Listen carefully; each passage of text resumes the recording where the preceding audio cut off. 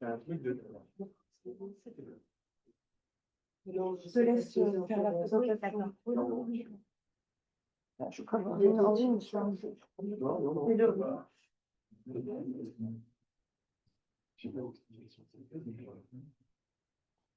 Peut-être la porte. Émilie. Je peux pas.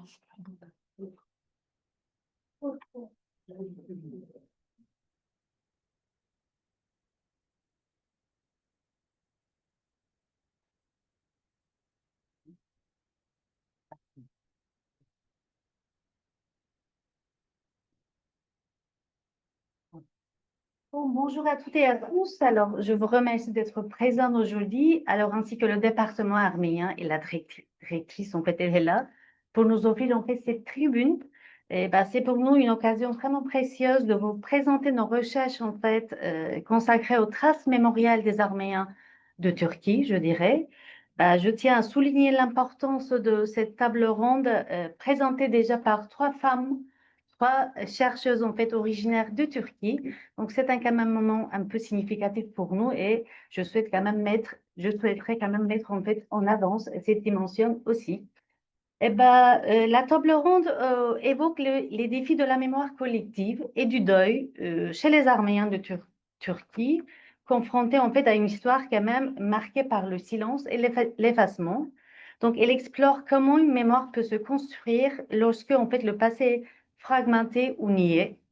Donc, à travers quand même des perspectives pluridisciplinaires, j'ai avec moi deux historiens, mais en même temps, elle est politologue et moi-même sociologue, je donne des cours d'anthropologie aussi. Donc, à travers aussi cette dimension pluridisciplinaire quand même, cette discussion examine les formes de transmission de la mémoire et récits familiaux discrets, et que ce soit en fait initiatives culturelles, revendications mémorielles et identitaires, et dynamique de réparation aussi.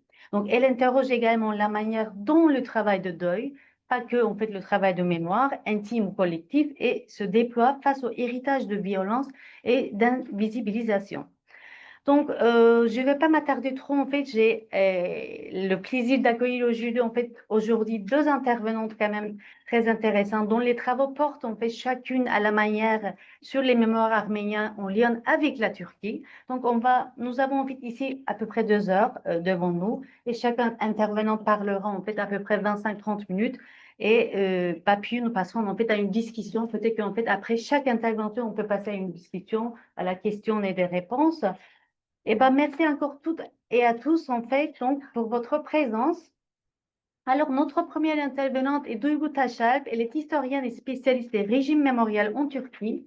Elle a pas mal travaillé, en fait, sur les, voilà, mémoires unionistes. En fait, elle a soutenu sa thèse déjà, d'ailleurs, intitulée Mémoire d'unionistes et régime mémoriel en Turquie au XXe siècle, à l'INALCO, d'ailleurs, sous la direction de Taline Delminassian, elle-même professeure des universités ici à l'INALCO, et aussi sous la direction de Hamid Pozarslan, qui est également chercheur au CETEBAG, à l'EHESS, École des hautes études en sciences sociales, au Centre d'études Balkans et Ottomans, Turcs et Balkans ottomans. Voilà. Alors, Duygu Taşap, elle est actuellement chercheuse postdoctorante à l'Université catholique de Louvain, où elle mène un projet intitulé Les régimes mémoriels à l'épreuve des mémoires extraterritoriales. Donc, c'est un projet qui consiste en une enquête orale comparative auprès des anciens immigrés turcs en France et en Belgique, voilà, Belgique, si je ne me trompe pas, explorant voilà, comment en fait les mémoires collectives se construisent quand même et se transforment en contexte migratoire. Donc, c'est très intéressant d'ailleurs. Donc, je vais maintenant pas m'attarder davantage. Je passerai en fait tout de suite la parole à Duygu qui apportera bien évidemment son éclairage sur les dynamiques de mémoire dans ces contextes migratoires. Donc, son titre, en fait, il est intitulé comme Le fantôme arménien dans la mémoire des immigrés turcs de Belgique et de France. Donc, Duygu, la parole est à toi. Voilà, le temps pris. Merci. Bonjour à tous et merci Nazle de m'avoir invité et donné la possibilité de parler de mes recherches actuelles. En fait, pour tout vous dire, c'est la première fois que je fais une présentation sur mes recherches postdoctorales. J'ai beaucoup plus parler de ma thèse sur les mémoires des unionistes. Et donc là, c'était l'occasion aussi de me forcer à exposer pour la première fois les résultats de mes recherches. Donc, comme Nazlı l'a dit, et je vais revenir un petit peu sur le détail parce que quand on dit juste le titre, ça paraît un peu compliqué. Donc, mon projet de recherche porte sur la transmission de mémoire chez les Turcs immigrés de Bruxelles et donc plus particulièrement sur la transmission intergénérationnelle d'une conscience historique vis-à-vis du génocide des Arméniens. Je vais revenir tout au long de ma présentation sur ce que ça veut dire. En fait, au départ, je ne sais pas si je peux faire défiler comme ça en appuyant. Oh, peut-être qu'il faut mettre diaporama. Non, pardon. Les flèches. Ah oui, les flèches comme ça. Voilà. En fait, c'est un projet qui a beaucoup évolué depuis sa conception, enfin beaucoup évolué. C'est-à-dire qu'au départ, j'étais partie sur l'idée de travailler surtout sur les femmes turques de Belgique.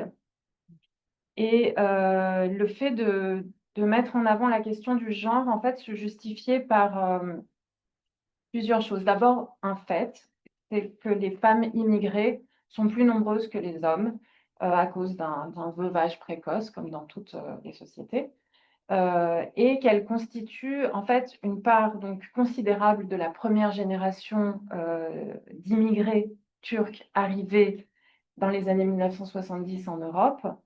Et donc, il me semblait urgent d'interroger ce groupe dont fait partie ma grand-mère, mes deux grands-mères, et d'autant plus que ce groupe est généralement invisibilisé.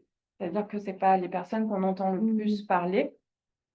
Et donc, je voulais comprendre l'action propre de ces femmes dans les processus mémoriels. Et puis, à ce fait, s'ajoutaient donc deux hypothèses qui étaient mes hypothèses de recherche. La première étant que la situation d'immigration amène à faire cohabiter, par exemple, dans un même quartier à Bruxelles ou dans n'importe quel endroit de France, une Turque et une Arménienne, ou une Turque et une Kurde, ou voilà, et à les faire interagir, à les faire sociabiliser, peut-être plus que deux hommes, parce que les hommes ayant en fait, comment dire, des métiers plus cloisonnés, étant moins amenés à discuter en fait que les femmes, que ce soit en se croisant devant l'école ou au marché, etc. Donc en fait, je suggérais que cette confrontation mémorielle entre une Turque et une Arménienne était peut-être plus aisée que pour un Turc et un Arménien. Ensuite, ma seconde hypothèse était que chez les femmes, peut-être plus que chez les hommes, la transmission mémorielle suivait un mouvement que j'appelais bidirectionnel ou multidirectionnel. Je m'explique.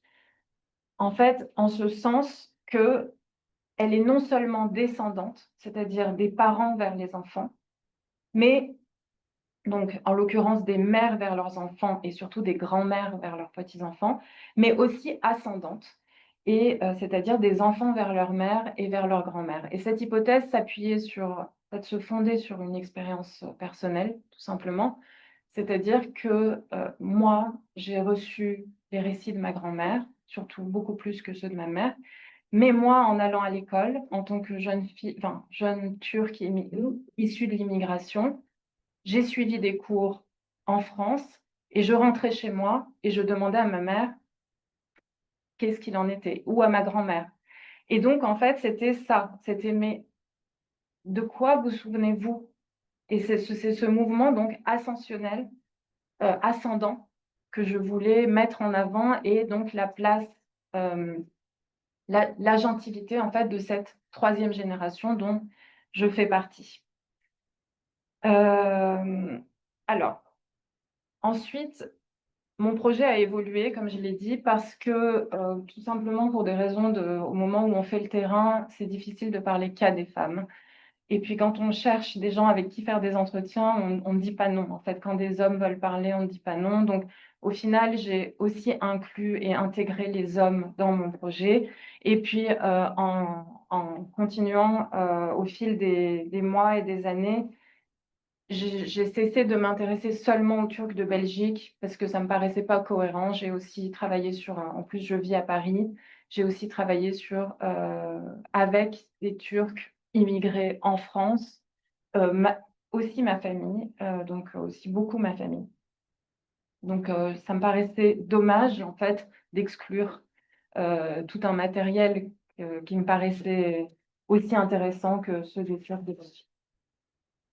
Alors, j'en viens à mon approche. Alors, je me suis beaucoup inspirée d'une étude dont vous avez peut-être entendu parler, qui a été réalisée en Allemagne par un groupe de chercheurs, donc, dont vous voyez le livre ici, qui a donné lieu donc à ce livre intitulé Grand-père n'était pas nazi. Donc, ce groupe a appliqué la pratique de ce qu'on appelle le conversational remembering et qui consiste en fait à réunir plusieurs membres d'une famille et les laisser discuter du passé, tout simplement. Donc, c'est ce qu'on appelle la mémoire communicative, la mémoire qui n'est pas juste transmise comme un bloc, mais qui se construit au fil de la discussion. Donc, vraiment dans un processus interactif. Donc j'ai voulu, en fait, tout simplement, j'ai lu ce livre et je me suis dit, je veux faire la même chose avec les Turcs. Et ce qui me paraissait vraiment intéressant, c'est que les résultats des entretiens familiaux qui ont été réalisés par ces chercheurs allemands, qui sont menés donc par Harald Walzer, avec 3 générations différentes, ont montré quelque chose, en fait, d'assez contre-intuitif. C'était que les familles allemandes transmettaient d'autres images du passé nazi que celles qui sont transmises à l'école. Dans un pays comme l'Allemagne, où il y a un très fort, une reconnaissance officielle, un travail de comment dire, de conscientisation au fil des générations très fort, le souvenir de la Shoah dans les familles n'a pratiquement pas de place. En fait, c'est ça que montrait ce travail, toutes les interviews qu'ils ont réalisées, c'est que les gens disent: mais mon grand-père n'était pas nazi. Et voilà, donc en fait, je trouvais que là, il y avait quelque chose d'intéressant dans le fait de discuter directement avec les gens. Mon étude à moi, mes recherches, pas plus que cette étude-là, ne portent sur le temps présent, sur le passé, pardon. Au contraire, elles portent sur le temps présent, sur la question de savoir comment l'élimination et la disparition des Arméniens, comment le génocide est représenté dans la mémoire familiale turque. Donc moi, je ne travaille pas, d'ailleurs, ni dans ma thèse, ni aujourd'hui dans mes recherches postdoctorales, je ne travaille pas sur le génocide, je travaille sur l'après, sur aujourd'hui en fait, sur comment on se souvient aujourd'hui et comment on en parle. Et donc ce qui m'intéressait, c'était comment dans la mémoire familiale turque, des communautés de souvenirs se construisent et comment la famille fournit éventuellement, peut-être, une autre conscience historique que le discours officiel. Parce qu'on a cette image de, évidemment, la Turquie, pays de négation, où la négation est le discours officiel et que ça m'est arrivé plusieurs fois de croiser des Turcs dans des colloques et de leur dire: je travaille sur la mémoire du génocide dans les familles turques, et que les gens me disent: ah non, mais il n'y a rien à faire là-dessus. Il n'y a rien à faire, les gens n'en parlent pas, c'est négation, négation, négation. Et en fait, je trouvais que cette réaction-là était aussi une forme de négationnisme. C'était de me dire: ne va pas chercher, parce qu'il n'y a rien en fait là-bas, tu travailles pour rien. Et en fait, non, je pense que ces gens-là n'ont jamais discuté avec des Turcs, ou en tout cas pas avec les Turcs que je connais.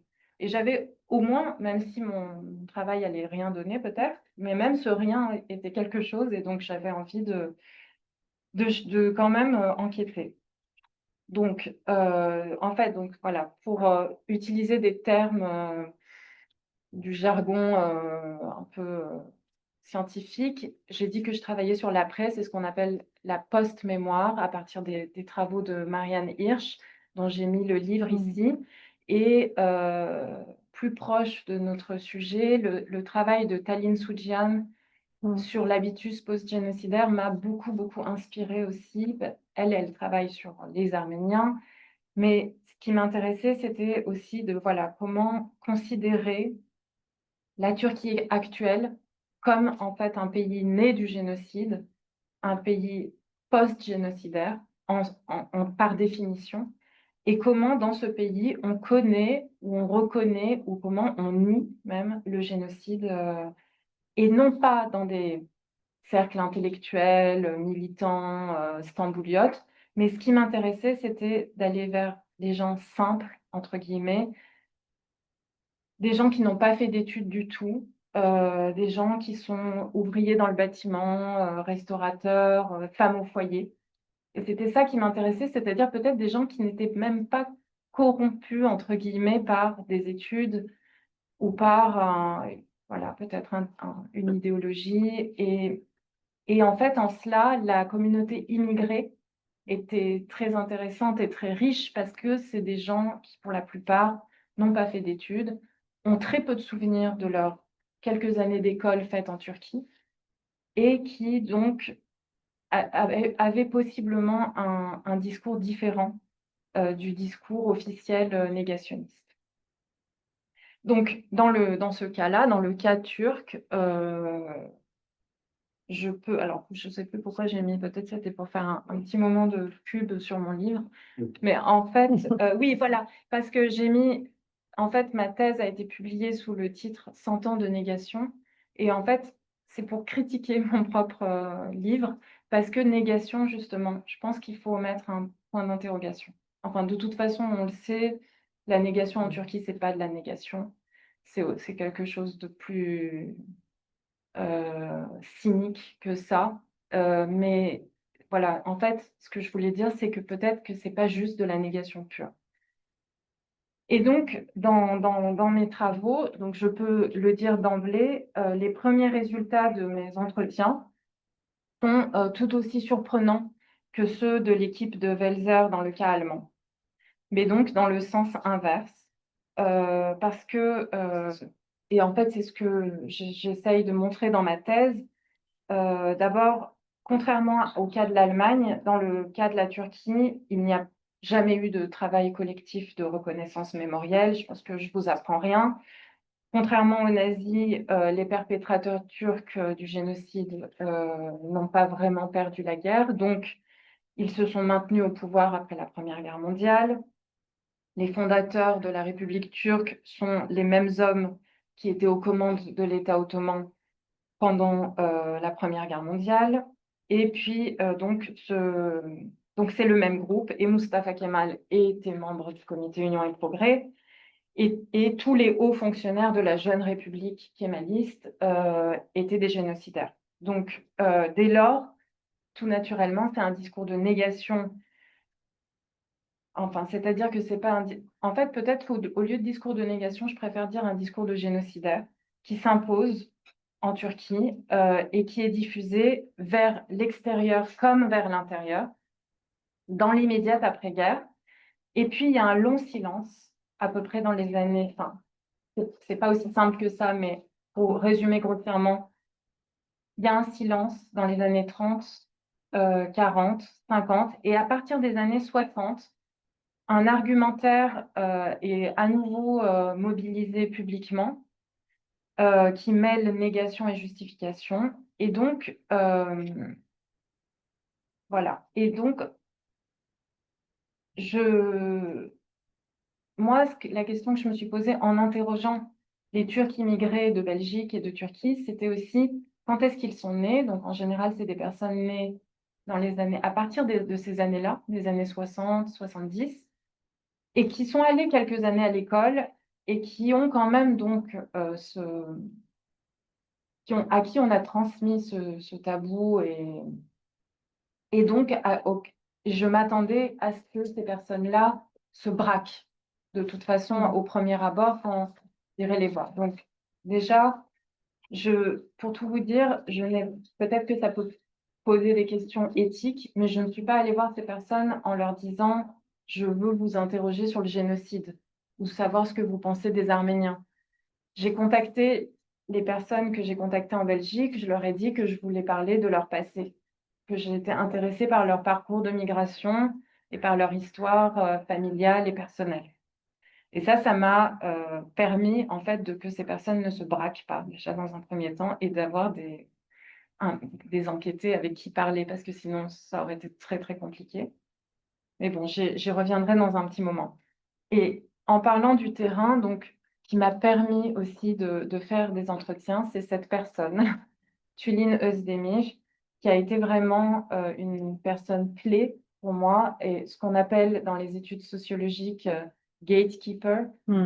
C'est à la fois quelque chose d'un peu paradoxal, c'est la personne qui ouvre la porte, mais aussi qui peut la garder fermée. C'est celle qui a la clé. Et elle, c'est vraiment la gatekeeper de la communauté turque de Belgique. Donc, peut-être que vous la connaissez parce que je crois qu'elle est intervenue, elle était venue à Paris il y a quelques années pour présenter son film. Donc, c'est une auteure-réalisatrice d'origine turque, née à Bruxelles en 1976. Elle a vécu toute son enfance et son adolescence à Bruxelles, dans le quartier de Saint-Josse. Elle a un parcours assez intéressant en soi, déjà sans même parler de mémoire. Elle a été mariée très tôt, à 16 ans. Elle a donné naissance à son premier enfant à 17 ans. Et puis, elle a fugué, elle a divorcé. Elle s'est rendue compte, en fait, que voilà, elle voulait pas se marier. En fait, c'est aussi un parcours, une histoire qui m'a fait me sentir très proche d'elle parce que c'est aussi l'histoire de ma mère, mais c'est aussi l'histoire de beaucoup, beaucoup de femmes immigrées turques. Le mariage précoce, on peut même dire mariage enfant, quoi, hein, les jeunes filles qui sont mariées à 14, 15, 16 ans. Mais elle, la différence, c'est qu'elle a réussi à reprendre des études, à faire des études de cinéma et à faire un premier film qui s'appelle Notre mariage, donc, où elle parle vraiment de cette question des mariages précoces. Et en plus, ce qui m'a vraiment frappée chez cette personne, c'est elle est allée encore plus loin, mais peut-être que c'est aussi le fait de se libérer de la communauté turque, que quel que soit l'endroit dont on se libère, ça libère totalement. Et on peut peut-être aller plus loin encore, et elle est allée plus loin et elle a commencé à interroger l'histoire et toujours, alors elle, c'est une artiste, hein, c'est pas une scientifique, enfin, c'est pas une historienne, et c'est toujours de son point de vue. Elle s'interroge beaucoup sur elle-même, sa place en tant que femme turque de Belgique, et elle est partie de son expérience. Elle est partie de Belgique en voiture jusqu'en Arménie, et elle a fait un film sur ce qui ressemble à un road movie. Alors, je ne sais pas si ça va marcher, mais je voulais vous montrer juste un petit. Ouais.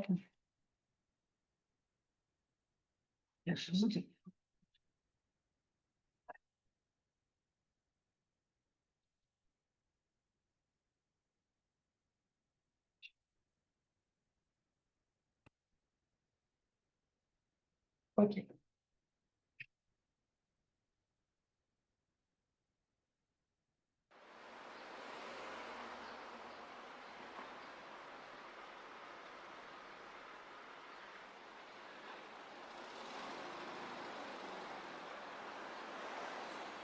L'Ararat. De ce côté-ci, sur les plaines, c'est Yerevan, la capitale de l'Arménie. De l'autre côté, c'est la Turquie, mon pays d'origine.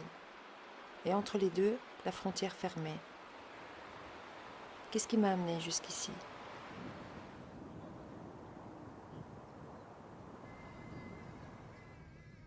Un voyage qui remonte loin dans mes souvenirs d'enfance.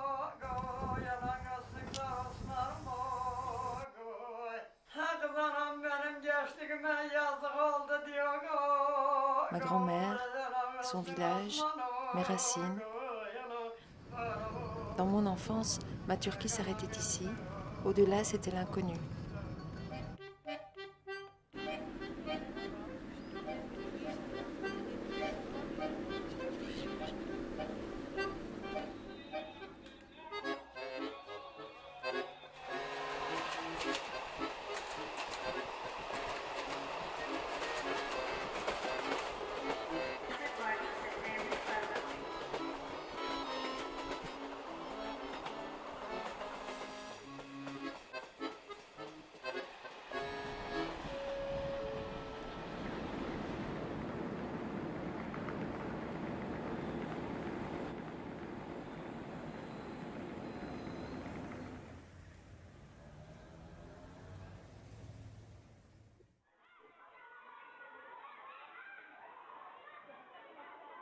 Tout a commencé là, dans la cour de récréation de mon école primaire à Bruxelles. C'était une école catholique et mes meilleurs amis étaient araméens, assyriens, chaldéens et arméniens. Comme moi, ils étaient originaires de Turquie, mais ils étaient différents. Chacun avait son histoire. Moi, mon histoire commençait à Saint-Josse, dans une famille et une culture turque déracinée.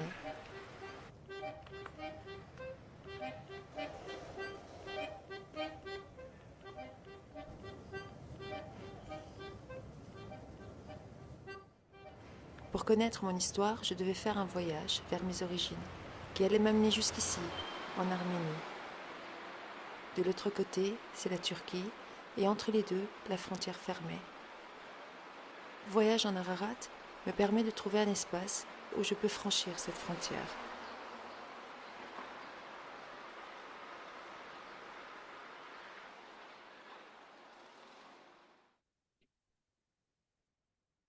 Voilà, je voulais, au-delà de vous donner l'envie de voir ce film qui est vraiment très beau, c'était aussi parce que la démarche de Tuline, même si elle est artistique, ressemblait beaucoup à la mienne et je voulais aussi vous montrer, enfin, donc,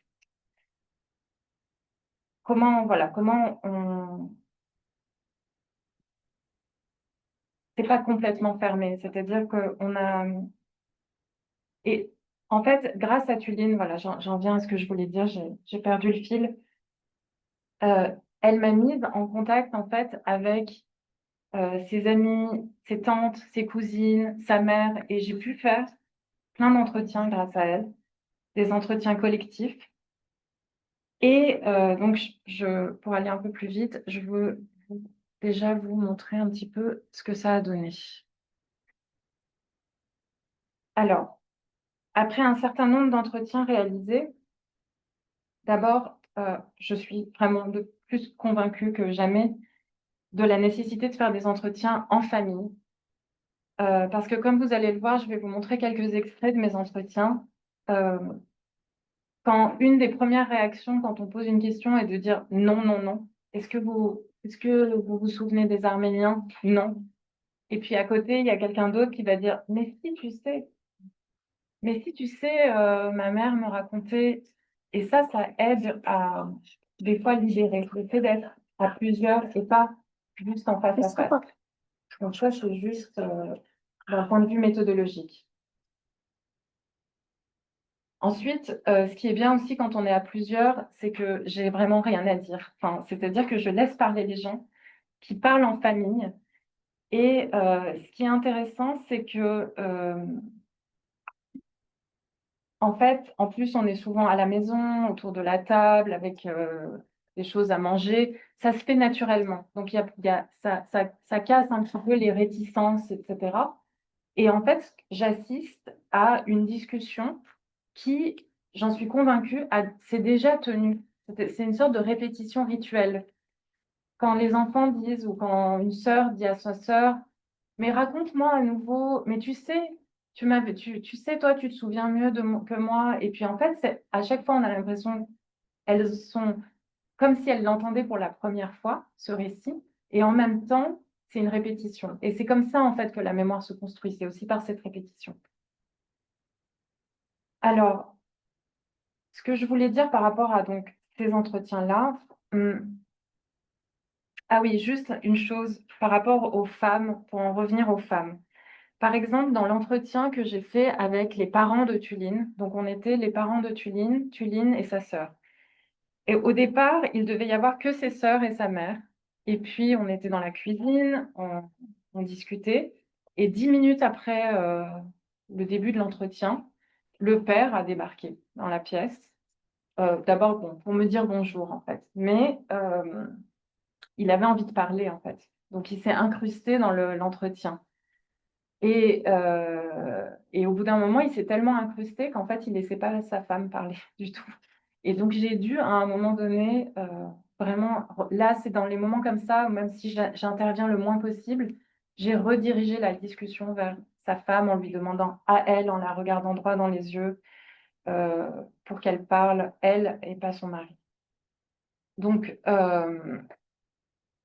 souvent, les questions que je pose, c'est pour en arriver au sujet qui m'intéresse, après les avoir bien laissés parler de leur parcours, c'est comment s'appelle votre village en Turquie? Est-ce qu'il a toujours eu ce nom? Est-ce que vous savez si par le passé il avait eu un autre nom? Est-ce qu'il y a des groupes qui vivaient avant dans ce village et qui n'y vivent plus? Est-ce que dans votre village il y a des ruines de bâtiments? Alors je dis pas des églises tout de suite, mais en général les gens finissent par dire eux-mêmes des églises. Voilà. Et donc c'est comme ça que ça avance. Donc je vais conclure très rapidement, mais quand mes enquêtés parlent, quand on en arrive à ce sujet, j'ai repéré un certain nombre de ce qu'on appelle des tropismes, c'est-à-dire des réflexes dans le discours. Alors, donc ça, c'est la mère de Tuline. Mais j'ai mis l'image parce que j'ai trouvé qu'elle était assez frappante et c'est le genre d'interaction que je peux aussi avoir dans mes entretiens. Mais alors, maman, au village, qui vous parlait de la Turquie, de notre histoire, de notre culture, ou alors de l'histoire des Arméniens? Et là, sa mère réagit avant même qu'elle finisse de dire arménien. Personne ne parlait de ce genre de choses. Alors que, mais j'ai eu beaucoup ce genre de réaction un peu. Quand on dit le mot arménien, évidemment, ça braque déjà. Donc, par exemple, je vous ai mis là un extrait d'un des entretiens que j'ai fait avec un couple. Donc, moi, je dis, mais alors, et des Arméniens, avez-vous entendu parler d'Arméniens qui habitaient dans votre village ou dans les villages voisins? Donc, le mari me dit, non, non, non. Et il dit non avant que je finisse de poser ma question. Non, non, non, non, non. Dans ces coins-là, non.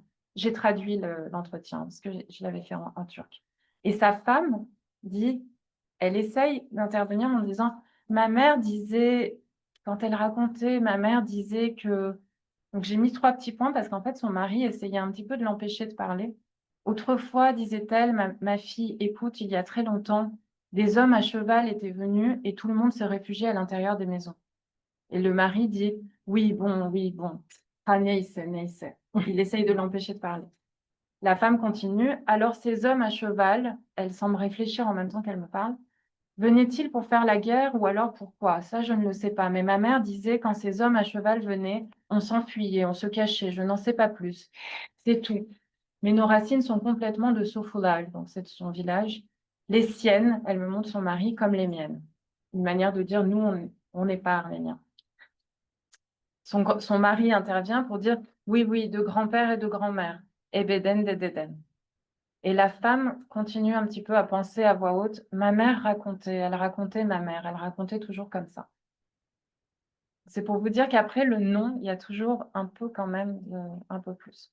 Ensuite, un autre tropisme, un autre réflexe qui apparaît dans plusieurs de mes entretiens, c'est la figure de l'ami arménien. Dans tous les entretiens que j'ai faits, à un moment donné, et surtout dans les parcours de migration, apparaît cet ami, ou que ce soit un homme ou une femme arménien, qui a joué un grand rôle dans leur parcours. Donc là, c'est un entretien que j'ai fait avec un homme d'une 60aine d'années. Vous souvenez-vous de vos premières impressions quand vous êtes arrivé en France, ce que vous avez pensé? Donc il me dit, bah, disons que quand tu arrives, de toute façon, tu connais pas un seul mot de français, donc c'est déjà une chose. Mais ce qu'il y a, c'est que j'avais fini l'école en Turquie, donc tout ce qui est mathématiques et tout, c'était bien. Alors quand on est parti à l'école primaire de Beaucroissant, là, pour m'inscrire, on me parlait en français, mais moi, je comprenais rien du tout. De toute façon, par contre, quand on posait les mathématiques sur le tableau, moi, il n'y a aucun problème. Bon, là, il me dit qu'il était fort en maths, etc.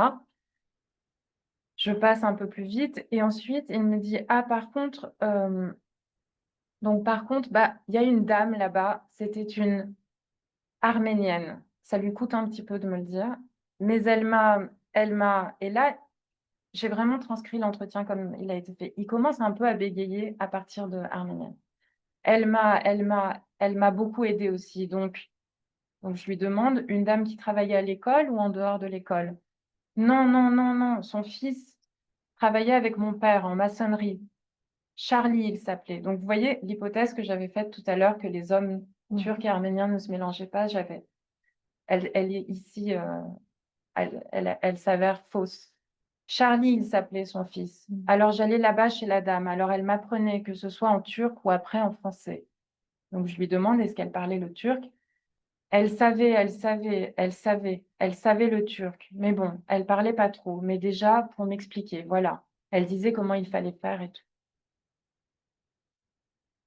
Donc ensuite, sur cette figure de l'ami, alors là, je passe pour aller un peu plus vite. Oui. Là, c'est un entretien que j'ai fait avec une femme d'une cinquantaine d'années de Belgique, une femme turque de Belgique. Alors, c'est vraiment petit, je pense que c'est pas lisible, mais pour vous résumer, elle me parle de son enfance en Belgique et elle me dit à un moment, quand j'étais enfant, j'avais une amie arménienne. Un jour, elle m'a dit, elle était plus âgée que moi. Je lui ai dit que j'allais me marier. Je lui ai parlé des fiançailles. Donc, cette femme a été mariée à 14 ans. Je lui ai parlé de mes fiançailles et elle m'a dit, veux-tu faire ça? J'ai répondu non et elle m'a dit, tu n'es pas obligée. Je m'en souviens très bien. Après mon retour à Bruxelles, j'ai voulu retrouver cette femme. Mais où la retrouver? C'est impossible de la retrouver. Donc en fait, cette femme était la seule personne qui lui, en quelque sorte, lui avait dit, t'es pas obligée de te marier. Et elle en a gardé vraiment un souvenir très fort. Elle était très émue quand elle m'en a parlé. Et ensuite, elle me dit, quand je lui demande, vous souvenez-vous de son nom? Elle me coupe la parole et me répond vivement, je ne me souviens pas, je ne me souviens pas. Mais c'est ce qu'elle a dit. Elle a dit, tu n'es pas obligé de faire ça, tu sais, tu n'es pas obligé de faire ce que tu ne veux pas. Elle était un peu plus âgée que moi, mais nous avions l'habitude d'aller au parc et dans le parc. On s'est rencontrés là, on s'est parlé là. Et elle s'est rendue compte que je ne parlais pas français. Elle connaissait un peu le turc, on parlait comme ça. Un jour, elle avait même une croix sur le cou. Vous savez, chez nous, ceux qui portent une croix sont des infidèles. J'ai dit, oh, tu portes une croix? Elle m'a dit, oui, c'est mon Dieu. J'ai dit, qu'est-ce que tu veux dire? Elle a dit, je ne suis pas turque. Je lui ai dit, mais tu parles turc? Elle m'a répondu, mais tous ceux qui parlent turc ne sont pas turcs. C'est là que j'ai compris. Elle a dit, je viens d'Arménie. C'est là que j'ai compris qu'ils n'étaient pas turcs. Donc là, elle parle des Arméniens en général, qu'ils étaient d'une autre race. Mais c'était une gentille fille. Mais c'était une gentille fille. Autant que je m'en souvienne, elle avait des taches de rousseur, des cheveux roux. Je ne me souviens pas de grand-chose, mais je me souviens d'elle. Voilà, donc en fait, cette figure de l'ami arménien, vraiment, je vous ai cité deux extraits de deux entretiens, mais je l'ai retrouvée dans beaucoup aussi dans ma famille, etc., de mes grands-parents qui avaient le médecin arménien, qui avait sauvé la vie de mon oncle, etc. Je trouve qu'elle est intéressante parce que je pense qu'elle dit aussi quelque chose du génocide. Un peu comme, vous savez, ce qu'on appelle la judéophilie des antisémites. Il y a quelque chose, en fait, j'aimerais creuser là-dessus. Voilà, je ne peux pas vous en dire beaucoup plus. Mais pour moi, ça renvoie aussi à des choses que j'ai vues dans les discours des génocidaires, dans les mémoires des génocidaires, qui disent, quand ils parlaient des Arméniens, avec un peu d'admiration aussi, il y a quelque chose d'un peu voilà, fasciné par ceux qu'ils ont tués. Voilà, et puis je voulais juste finir par l'évitement du mot arménien dans les discours. Donc là, c'est le même couple que tout à l'heure, avec qui j'ai fait un entretien. Le mari qui me dit, tu sais, dans notre village, il y avait des Hittites qui vivaient à l'époque, mais il y a très longtemps. La femme me dit, il y a même leur tombe. Donc là, je me dis, des tombes de Hittites. Donc je lui dis, dans votre village, la femme me dit, oui, il y a des tombes. Et donc, je lui dis des tombes de Hittites. La femme, là, commence un peu à douter. Elle me dit, je ne sais pas si c'était des Hittites. Et son mari lui coupe un peu la parole en disant, mais non, non. Et la femme dit, ah, mais non, ils disent des chrétiens. Donc le mari dit, bref, quoi qu'il en soit. Donc là, il essaye un peu de lui couper la parole. Donc là, je lui demande des tombes de chrétiens. Y a-t-il des inscriptions dessus une année? Le mari me dit, oh, on n'a pas autant investigué au un peu en rigolant. Et là, la femme, encore une fois, c'est la femme qui en dit un peu plus. Elle me dit, il y a des petites pierres tombales, petites, petites, très abîmées. Certaines sont même perdues. Il disait, Ce sont des tombes de mécréants, il disait. Gavurlardan kalma mezarlık derlerdi. Son mari rit quand elle a dit gavur. C'est à l'extérieur du village, au sommet de la colline. Ah, j'ai oublié. Non, ouais. Donc, c'était juste, vous voyez, dans cet extrait, on dit hittite, chrétien, gavur, mais on dit pas arménien. C'est le mot, l'interdit absolu, plus que génocide, parce que les gens, enfin, on m'a souvent dit, alors j'imagine que tu dis pas génocide. Mais non, mais en fait, sans parler de génocide, déjà quand on dit arménien, quand on dit kurde, les gens s'énervent en fait. Et voilà, ça c'est aussi une des choses que j'aimerais creuser. Voilà. Merci.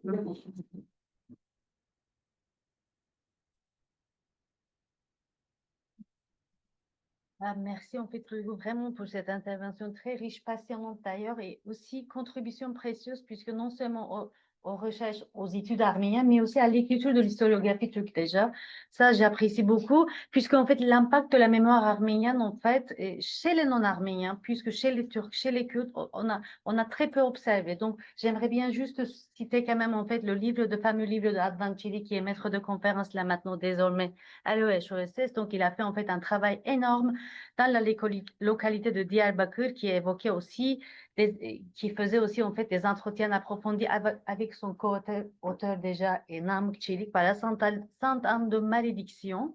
Alors il parle en fait que, ça sort en fait que de ces entretiens qu'il s'agit en fait d'une reconnaissance symbolique et pas que, il s'agit aussi en fait d'une présence par l'absence, c'est ses propos en fait de Adnan qui dit souvent que il y a des ruines, des églises et des institutions qui sont là, mais par contre, voilà, dans ces absences-là, on voit qu'en fait, il y a une présence. Donc, c'est très important quand même, puisque ces entretiens eux-mêmes, je pense qu'en fait, constituent aussi des lieux de mémoire, en fait. Donc, c'est très intéressant.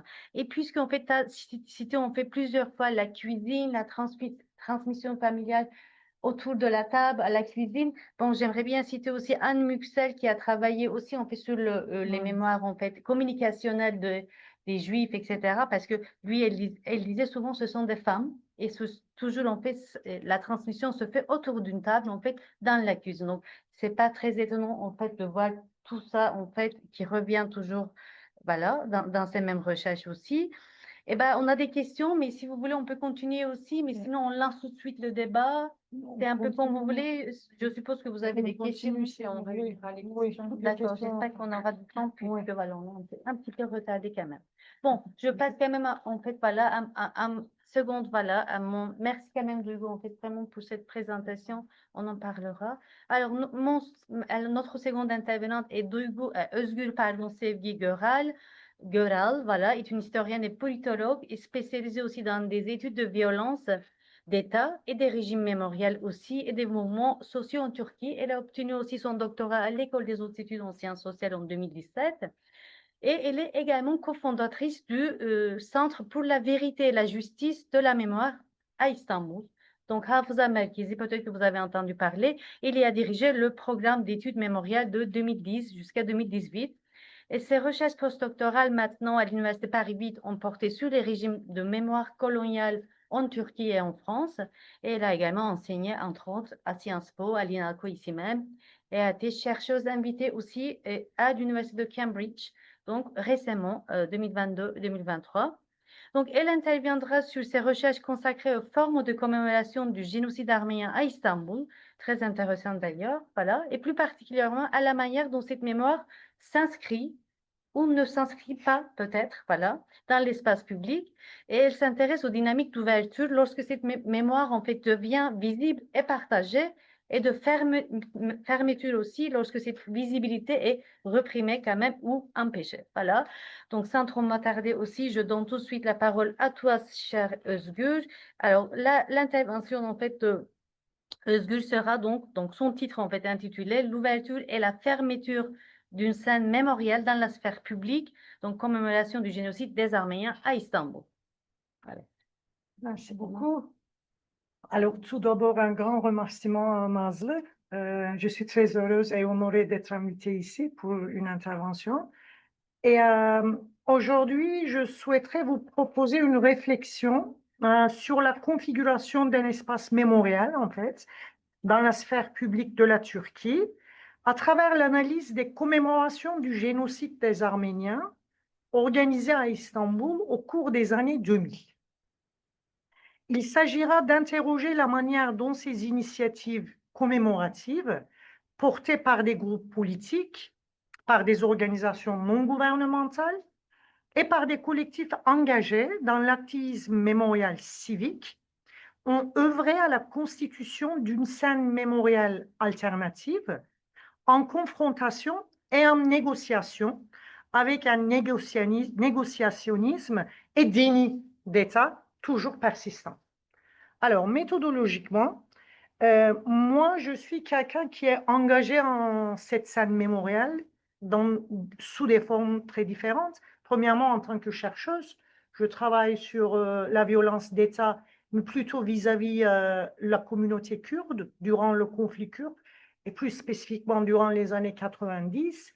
Ma thèse de doctorat porte sur les disparitions forcées et la migration forcée au Kurdistan durant les années 90, et j'ai beaucoup travaillé sur la violence politique, la scène mémoriale de la Turquie, le débat colonial, etc. Deuxièmement, je suis engagée sur cette scène mémoriale en tant qu'un personnel d'un ONG, fondatrice d'un ONG, disons, qui travaille, qui se concentre sur les passés difficiles de la Turquie et sur le travail mémorial de la Turquie, en fait. Hafıza Merkezi, Centre pour la vérité, la justice et la mémoire, et qui se concentre plutôt sur les disparitions forcées, mais aussi sur des questions plus larges de la mémoire en Turquie, y compris les commémorations du génocide des Arméniens, avec une perspective de justice transitionnelle, disons, en utilisant les outils et les mécanismes de justice transitionnelle. Et troisièmement, je suis engagée sur cette scène personnellement aussi. J'ai suivi en fait ces commémorations du génocide des Arméniens, donc je peux très bien dire que j'ai fait de l'observation participative. Et donc, je suis de très proche toutes ces discussions. Je pense que ça, c'est un atout.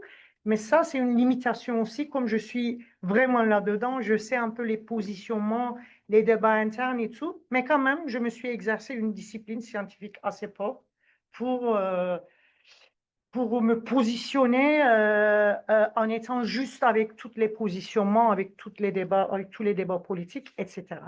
Cette recherche, c'est une recherche que j'ai menée à l'université de Cambridge, une recherche de 1 année qui s'appelait l'ouverture et la fermeture d'une scène mémoriale dans la sphère publique, commémoration du génocide des Arméniens à Istanbul. Donc, c'est spécifiquement consacré à Istanbul, donc plutôt la scène turque, disons, pas au Kurdistan par exemple. À Istanbul, comment ça s'est organisé, comment ça a commencé et comment ça s'est fini en fait. J'ai mené 20 entretiens avec les activistes militants intellectuels. Je vais vous parler de ce groupe qui est assez hétérogène, même si ça paraît très homogène au début. Et j'ai fait aussi l'analyse des documents, des déclarations de presse, des documents militants, etc. Alors, en m'attachant à la fois à la diversité des acteurs mobilisés, intellectuels critiques, militants et militantes de différentes sensibilités politiques, chercheurs et chercheuses engagés, et à la pluralité des formes organisationnelles de ces initiatives, je tenterai de rendre compte de la complexité de l'espace mémorial ainsi constitué. Cet espace, à la fois de lutte, de négociation et de production de pensée critique, bien que temporaire, a, selon moi, laissé une empreinte durable sur les pratiques commémoratives, les modalités de production du savoir, ainsi que sur les luttes menées contre le négationnisme et le déni. Mon objectif dans cet exposé est donc d'examiner les effets de ces mobilisations en m'arrêtant plus particulièrement sur la conjoncture politique ayant rendu possible l'émergence de ces pratiques, puisque toutes ces pratiques, ils ont été expériencées dans une conjoncture assez spécifique politiquement, et je veux parler de ça.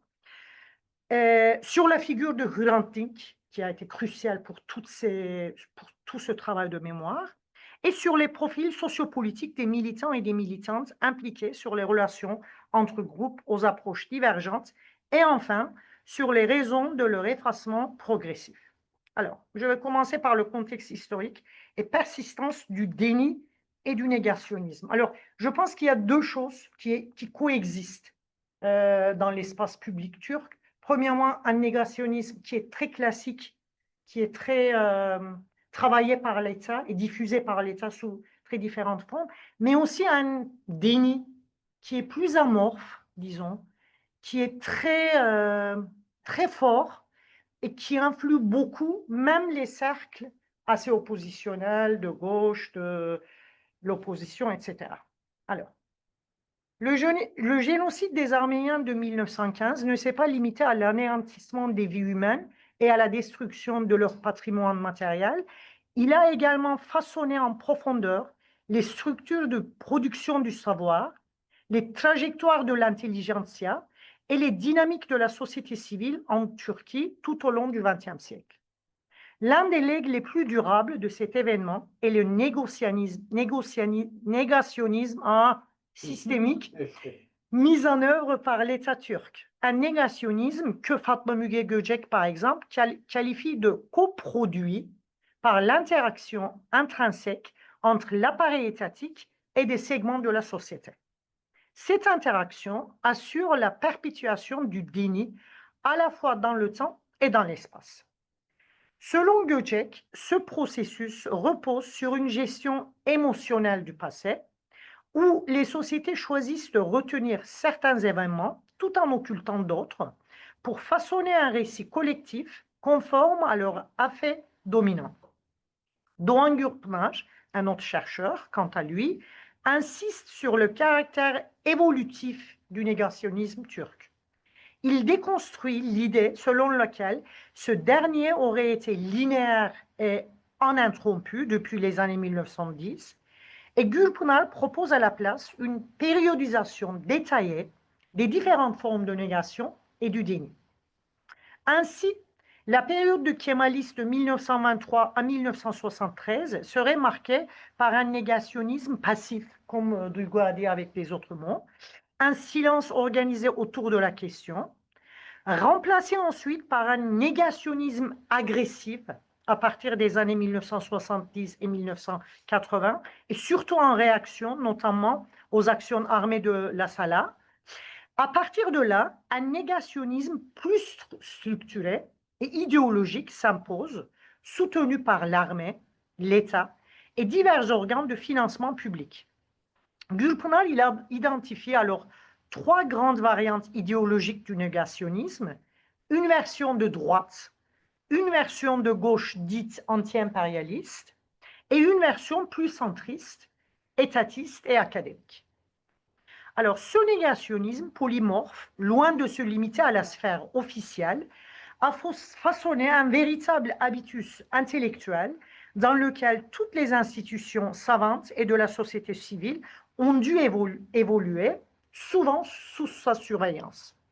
Bien que cette périodisation de Gürpınar, en fait, que je viens de vous parler, a été nuancée par des recherches récentes montrant, par exemple, que des actions étatiques actives ont existé même durant la supposée phase de silence, l'approche de Gürpınar, à mon avis, demeure féconde pour deux raisons majeures. D'une part, elle souligne la nature dynamique du déni. Donc, le négationnisme et les dénis, ce n'est pas quelque chose de statique et qui continue tout le temps de la même façon. C'est quelque chose de très dynamique qui a été structuré avec des acteurs, avec des discours très différents, et non son figement téléologique. Et d'autre part, elle permet d'identifier les profils des multiples collaborateurs, puisque ce déni et négationnisme a toujours fonctionné avec des collaborateurs, impliqués dans l'élaboration et la diffusion de ces dénis. Un dernier point mérite d'être souligné ici.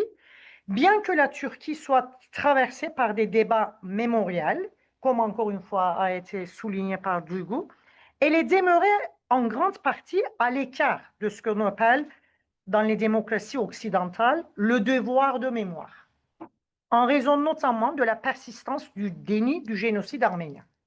ce que Tallinn Soujian désigne comme un habitus post-génocidaire du déni.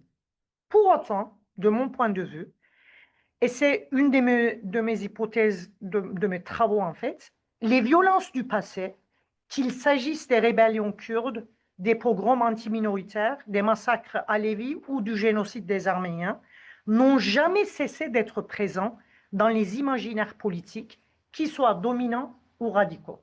Ce que je veux dire, le fait qu'il n'y a pas un travail de mémoire comme a été encadré dans le contexte Europe, ne veut pas dire que la Turquie est un pays d'amnésie. Moi, je suis contre à cette idée. Moi, je pense que le déni et le négationnisme, avec beaucoup de components qui luttent contre ça et qui ne forment malheureusement pas une tradition, c'est une non-tradition qui est très à la marge, mais ça existe, qui a été assez historique, non linéaire, très fragmenté, mais ça existe. Donc, que faire du passé? Ce débat-là, moi, je trouve que c'est très au centre des mouvements politiques et des mouvements sociaux en Turquie, et du centre et à la marge ou bien des mouvements radicaux. Donc aujourd'hui, je vais parler de l'espace mémorial dans le contexte des commémorations publiques organisées par les groupes politiques, les ONG et les initiatives engagées au sein de l'activisme de la mémoire civique du génocide des Arméniens à Istanbul durant les années 2000. Alors d'abord, en abordant la persistance du négationnisme et du déni d'État et les efforts des activistes pour confronter ce négationnisme et ce déni, et en même temps pour négocier avec le même, je vise à offrir un aperçu du débat complexe sur la scène mémoriale en Turquie. Différents types d'activistes, de chercheurs et de chercheuses critiques et d'intellectuels aux positions politiques diverses, ainsi que plusieurs types d'organisations et d'initiatives ont été impliqués dans ces commémorations à différents niveaux. Ces individus et institutions ont construit un espace mémorial complexe grâce à leur implication. J'affirme que l'espace de lutte, de négociation et de pensée critique et en même temps de conflit et de débat construit par ces commémorations a eu un impact permanent sur l'activisme mémorial, la production des savoirs et les luttes contre le négationnisme malgré leurs dispositions. Alors, je vais parler, comme je vous ai déjà dit, les profils d'activistes et tout, mais d'abord, je veux parler ce que j'appelle les réveils partiels des années 1990 et les ouvertures politiques des années 2000. Malgré la persistance du négationnisme en Turquie, les premières formes d'activisme mémorial visant explicitement à contester ce déni ont émergé surtout durant les années 1990 pour s'intensifier au cours de la décennie suivante. Lorsque je parle ici d'activisme mémorial ou d'activisme civique de la mémoire, je fais référence à un ensemble de pratiques visant à instaurer un espace civil de commémoration en opposition et en négociation aux récits unilatéraux produits par l'État. Il s'agit, autrement dit, d'un répertoire d'actions collectives qui entend démocratiser la mémoire nationale et rendre audibles les voix des groupes historiquement opprimés. Ce type d'activisme s'est construit autour de deux exigences majeures. D'une part, l'instauration d'un espace critique permettant de revisiter les passés violents, et d'autre part, la consolidation d'une société civile apte à résister aux récits hégémoniques par la production autonome de mémoire, de savoir et de revendication de justice. À travers ces pratiques, les notions de vérité et de justice s'articulent à des conflits d'interprétation profonds, révélant les tensions entre les différents protagonistes du champ mémorial. Alors, les années 90 ont constitué un moment charnière que j'appellerais un éveil partiel. Plusieurs événements et initiatives en témoignent. Premièrement, la création du journal Agos en 1996 sous la direction de Hrant Dink et celle de la maison d'édition Aras en 1993 ont été déterminantes pour la construction d'un espace discursif alternatif autour de la vie et du génocide des Arméniens. La maison d'édition belge fondée dès 1977, a également joué un rôle structurant en publiant des ouvrages critiques sur la violence étatique, y compris le génocide des Arméniens. Parallèlement, la création de l'Association des droits humains, İHADE, en 1996, puis la Fondation des droits humains de Turquie, Türkiye İnsan Hakları Vakfı, en 1990, a permis l'émergence d'un langage des droits humains mobilisé non seulement contre la violence d'État contemporaine, mais aussi dans les tentatives de mise en mémoire des crimes passés. Dans les mêmes périodes, le mouvement politique kurde a lui aussi introduit de nouveaux récits du passé, en fait, et du présent, notamment via la création du parti politique HEP en 1990, puis le quotidien Journal Özgür Gündem en 1992. Ce mouvement, en articulant les revendications kurdes à une critique de l'histoire officielle, a contribué à politiser le débat mémorial en Turquie. Enfin, à l'échelle internationale, je pense que la connaissance de la juridiction de la Cour européenne des droits humains, des droits de l'homme par la Turquie en 1990 a offert un nouveau levier juridique pour les militants et les ONG permettant l'internationalisation des luttes mémoriales et des récits alternatifs du passé. Ces dynamiques des années 1990 ont ainsi préparé le terrain à une reconfiguration plus large des rapports au passé dans les années 2000, période marquée par un véritable tournant mémorial. Il est important ici de souligner que la décennie 2000, bien qu'encore aujourd'hui sujette à des débats très vivants quant à son interprétation politique, représente un moment d'accélération des luttes pour les mémoires à tous les niveaux, macro, méso et micro. Cette décennie a vu l'émergence et la diversification d'une pluralité des mouvements sociaux, initiatives écologistes, plateformes féministes, collectifs LGBTI, mouvements pour le droit à la ville, par exemple, groupes antimilitaristes, mais aussi revues et journaux centrés sur les minorités.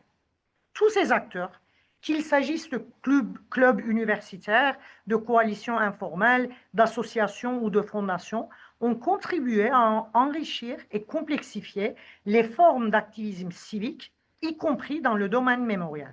Dans ce contexte, une nouvelle type génération d'ONG est apparue, bénéficiant souvent de soutiens internationaux et européens. Celles-ci ont introduit une approche comparative et factuelle du traitement du passé, combinant expertise juridique, recherche historique et nouvelles stratégies de diffusion. Je pense ici à des initiatives comme par exemple Anadolu Kültür, Hafıza Merkezi que nous avons initié, oui, Osman Kavala, Anadolu Kültür, l'association Karakutu, Zan Institute, Institut de Zan, la Commission Vérité et Justice pour le prison de Diyarbakır, Toplum ve Kuram, tout ce type de nouvelle génération en fait d'ONG, l'association Demos, etc. Leur production de savoir en fait, basée de données, rapports comparatifs, plateformes numériques, ont représenté une méthodologie inédite dans le contexte turc. Simultanément, les arts visuels, la littérature et le théâtre ont investi ces questions en apportant des récits sensibles et alternatifs autour du génocide des Arméniens et aussi d'autres violences du passé. Enfin, à l'échelle macropolitique, la première période du gouvernement de l'AKP, maintenant très difficile de le conceptualiser, mais engagé à cette époque dans un processus de démocratisation partielle, avec un rapprochement de l'Union européenne, a contribué, malgré toutes les ambiguïtés, à ouvrir un horizon d'attente, si vous voulez, pour reprendre le terme de Reinhard Köselec, un horizon d'attente, un horizon d'expectation plus ouvert, disons, et fréquemment employé par les autorités de l'époque, un climat de l'ouverture en fait. Toutes ces ouvertures, l'ouverture de la question kurde, de la minorité alévi, de l'issue des Arméniens et tout. Dans ce climat, le mot ouverture résume bien, à mon sens, cette attente diffuse, cette espérance collective de transformation politique et mémoriale.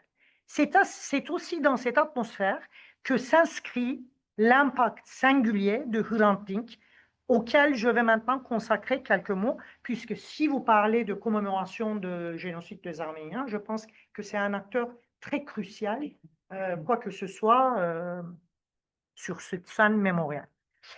L'assassinat de Hrant Dink en janvier 2007 constitue à bien des égards un tournant dans l'histoire de l'espace mémorial en Turquie. Intellectuel arménien, journaliste, cofondateur et rédacteur en chef du journal Agos, Dink fut, tout au long de sa vie, engagé dans une lutte infatigable pour une citoyenneté égalitaire en Turquie. Ancien militant socialiste, dans sa jeunesse, il a su construire dans les décennies suivantes des ponts entre les mémoires arméniennes, les luttes démocratiques et les initiatives civiques émergentes en Turquie. Il a notamment été pris pour cible après la publication d'un article remettant en question les origines de Sabiha Gökçen, fille adoptive de Mustafa Kemal Atatürk, en évoquant la possibilité qu'elle fût une orpheline arménienne islamisée de force. Cette prise de parole publique, bien que nuancée, a déclenché une vague de harcèlement médiatique, judiciaire et ultranationaliste. Hrant Dink ne considérait pas la reconnaissance du génocide des Arméniens comme une condition préalable au dialogue entre l'Arménie et la Turquie, mais son engagement, ses prises de parole et sa capacité à formuler une mémoire alternative faisaient déjà de lui une figure très dérangeante dans le paysage politique turc. Sa trajectoire incarne ainsi la tension fondamentale entre la résilience mémoriale et les politiques d'effacement. À travers sa vie, c'est tout un héritage arménien, oui, souvent invisibilisé, qui s'est affirmé dans l'espace public. Dink ne se contentait pas de revendiquer la mémoire, il a aussi œuvré à la construction d'institutions pérennes, à l'instauration des liens durables et à l'ancrage d'une parole arménienne dans la sphère civique de la Turquie, autant d'actions qui allaient à la rebours des logiques d'isolement, de dépolitisation et de surveillance imposées à la communauté arménienne par l'État turc. Son assassinat a donc eu un retentissement considérable. Les funérailles de Hrant Dink se sont rapidement transformées en une immense marche rassemblant des dizaines de milliers de personnes autour du slogan « Nous sommes tous Hrant, nous sommes tous arméniens », d'ailleurs qui est très étrange pour l'espace public turc, ouvertement et politiquement. Cet événement a marqué une rupture, il a révélé la profondeur de la recherche de la citoyenneté égalitaire collective tout en ouvrant un espace pour de nouvelles formes de mobilisation. Alors, c'est sur cet espace, sur le réveil partiel des années 90 et après toute cette histoire de l'ouverture des années 2000 et surtout l'assassinat de Hrant Dink que ce nouveau commémoration publique du génocide des Arméniens a commencé, que je nomme en tant qu'être dehors, s'exprimer ouvertement. Alors déjà depuis 2005, l'Association des droits humains d'Istanbul, İnsan Hakları Derneği, faisait des déclarations de presse en utilisant le terme génocide des Arméniens.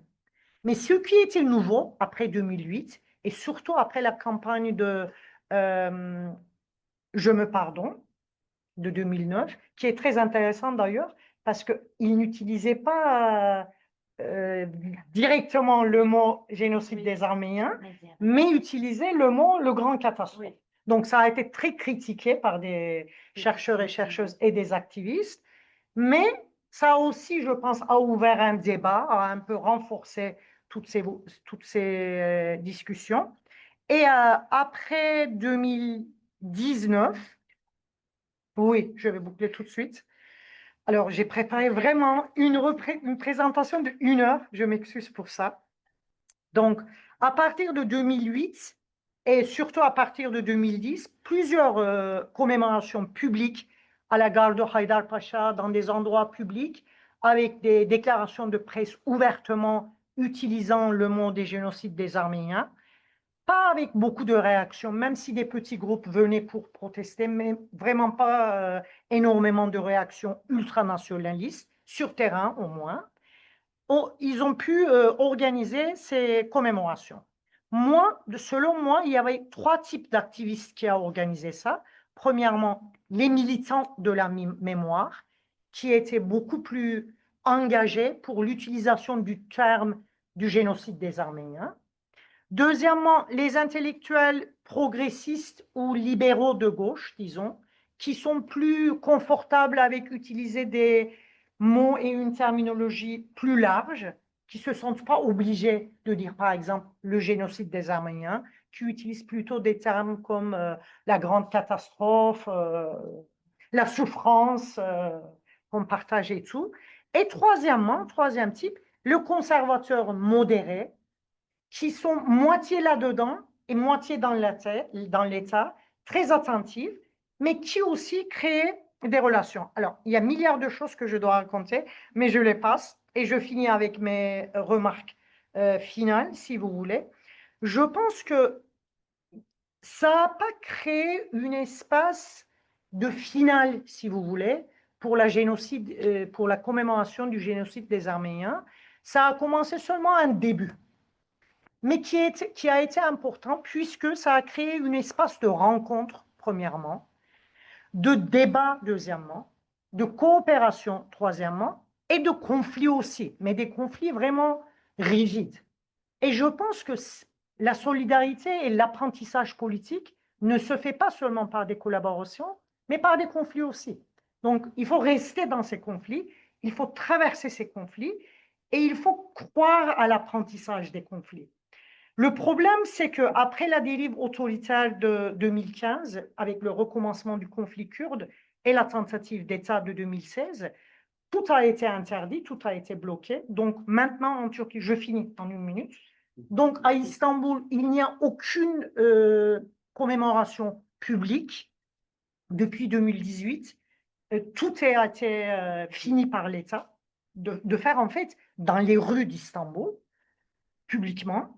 C'est interdit.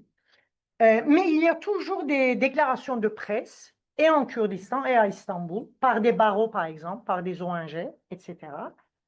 Et les mots et les revendications sont toujours dits, mais à partir de 2018, on voit maintenant une nouvelle procédure. Les processus juridiques ont été commencés maintenant contre les activistes et les militants qui font ces commémorations, même dans les endroits fermés, même dans les bureaux et dans les offices d'Istanbul. Mais quand même, je crois à cet espace. Je crois que puisqu'on l'a fait une fois, ça a été créé. C'est vrai que ça a été arrêté, mais c'est là, avec tous ces débats, toutes ces discussions, tous ces conflits. Et je pense que ça crée un espace très important, très productif, cumulé de répression, de l'arrestation, de tout ce que vous voulez de l'État, mais aussi une croyance militante et activiste. Donc, je pense qu'il y a toujours quelque chose à discuter là-dessus. Merci.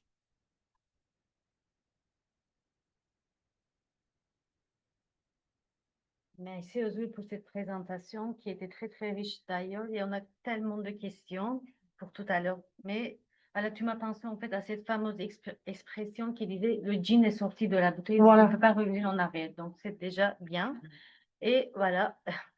Et alors c'était très intéressant d'ailleurs parce qu'aujourd'hui en fait observer en fait ce terrain-là de voilà la place de Taksim où on faisait en fait voilà la commémoration du génocide des Arméniens, c'est un regard très important, je pense, puisque c'est-à-dire observer ce terrain, c'est-à-dire observer la Turquie en fait actuelle un peu, que ce soit en fait sa politique intérieure ou bien en fait le positionnement aussi de la société civile turque, etc. Donc c'est d'ailleurs très intéressant.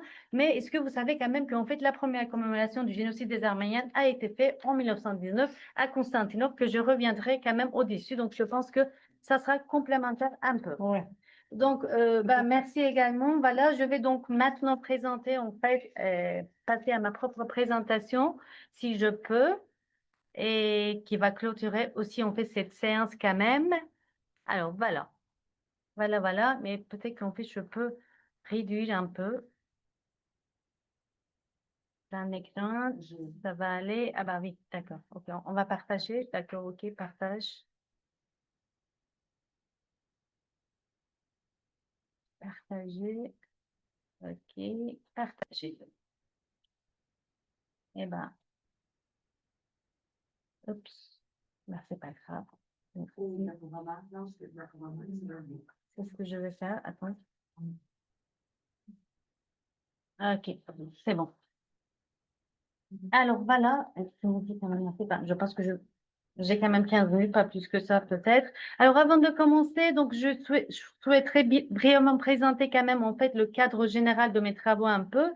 Donc ma recherche s'inscrit en fait à l'origine dans une réflexion en fait autour de ma thèse et bah qui a donné en fait lieu en fait à une publication bon, sous forme d'ouvrage, voilà.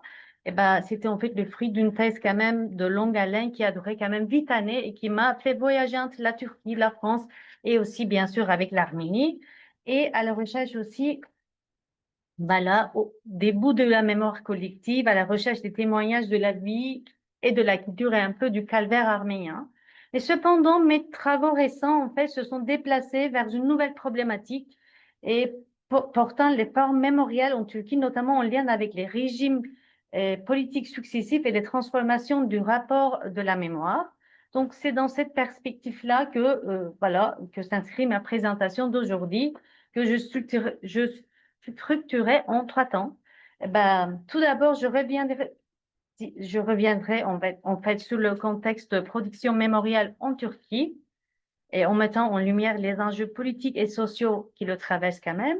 Dans un second temps, j'analyserai plus en détail certains exemples concrets et dispositifs mémoriels contemporains, un peu non contemporains aussi, mais afin de montrer comment ils traduisent ou contestent enfin, les récits dominants un peu. Donc, j'aborderai plus particulièrement en fait 3 régimes mémoriels qui se sont succédés ou parfois superposés et dans l'espace public turc en fait actuel. Et enfin, si j'ai le temps, bien sûr, je partagerai des extraits d'entretiens réalisés avec des membres de la communauté arménienne de Turquie afin d'explorer leurs ressentis, perceptions face à cette mémoire officielle en fait et je pense que ces témoignages quand même offriront un éclairage quand même précieux sur les dynamiques de mémoire en fait actuelles. Donc, voilà, ma recherche en fait déjà examine la mémoire collective de la communauté arménienne de Turquie déjà avant et après la fondation de la République de Turquie, donc en 1923 bien sûr, dans un contexte où l'historiographie officielle a systématiquement quand même nié l'histoire des Arméniens, notamment le génocide de 1915, et bah, cette étude, en fait, met en lumière quand même les mécanismes de cette amnésie imposée. Donc, j'utilise quand même le terme amnésie imposée. Donc, l'État turc issu de l'Empire ottoman a non seulement effacé, en fait, les traces de l'histoire arménienne dans les lieux publics, dans les discours sociopolitiques, manuels scolaires, etc., mais également instauré un habitus du négationnisme, voilà, habitus du déni, post-génocidaire, voire post-mémoricidaire, que c'est en fait un peu mon propre terme que j'essaie d'employer en fait dans cette thèse parce que tout ce qui s'est passé dans les années républicaines, c'était la continuité du génocide que j'appelle comme une mémoricide. Donc on a essayé de en fait, supprimer la mémoire des Arméniens dans l'espace et aussi dans le temps. Bah, ce concept de habitus du déni qui fait référence bien évidemment chaque fois dans ma thèse aussi à Pierre Bourdieu, mais pas que là maintenant Thalie Soudjian puisqu'elle a rédigé aussi en fait sa thèse sur bah, son ouvrage en fait intitulé The Armenians in Modern Turkey, Post-Genocide Society. Donc, elle utilise aussi ce terme en fait, habitus du déni qu'on a tous en fait quand même plusieurs fois employé en fait ce mot.